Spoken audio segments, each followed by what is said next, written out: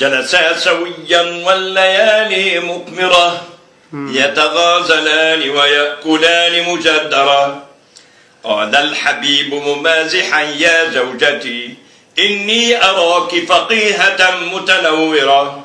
إن العنوسة في البلاد كثيرة وكبيرة وخطيرة ومدمرة، ولقد وجدت اليوم حلا رائعا لو تسمحين حبيبتي أن أذكره. قالت تفضل يا حياتي إنني ممنونة لمشورتي ومقدرة، فأنا لمشكلة العنوسة عندنا محزونة وكئيبة ومكدرة. قال الحبيب أيا ربيع العمر ما هذا كلام حكيمة ما أكبره. لو أن كل رجالنا قد عددوا لم يبق من جنس النساء معمرة. فإذا قبلت بأن أكون ضحية ونكون للأجيال شمسا نيرة، فلئن رضيت فإن أجرك طيب فجزاء من ترضى بذاك المغفرة. ضحكت وقالت يا رفيقي إنه رأي جميل كيف لي أن أنكره. عندي عروس لخطة ترجو لها رجلا ليسترها الحياة وتستره، فإذا قبلت بها سأخطبها غدا قبل الفوات فإنني متأخرة. هي لا تريد من النقود مقدما للمهر أيضا لا تريد مؤخرة. فتنهد الزوج المغفل قائلا هذه الصفات الرائعات الخيرة.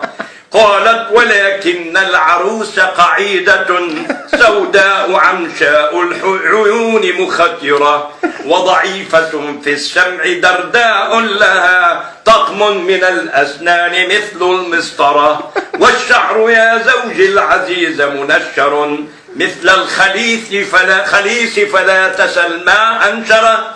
والأنف قال مقاطعا ويلي كفى هذه عروس زوجتي أم مقبرة.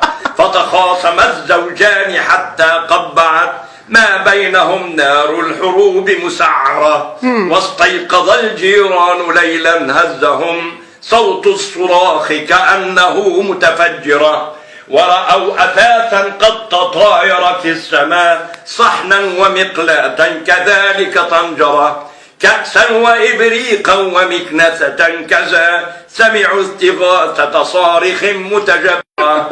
ذهب الزعيم إلى الدوام صبيحة لكأنه بطل المعارك عنترة، ما فيه إلا فشخة في رأسه يده إلى الكتف اليمين مجبرة، وبعينه اليسرى ملامح كدمة كحلية وكذا الخدود مهبرة، وبه رضوض في مفاصل جسمه لكأنما مرت عليه مجنزرة.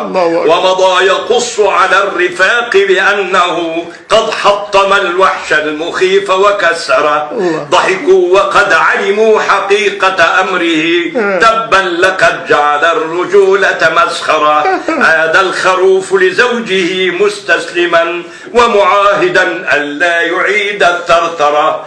قالت لعلك قد رأيت بأنني لخلاف آراء الحياة مقدرة، لكن لئن كررت رأيك مرة فلأجعلن حياة أهلك مرمرة. فانتبهوا يا رجال.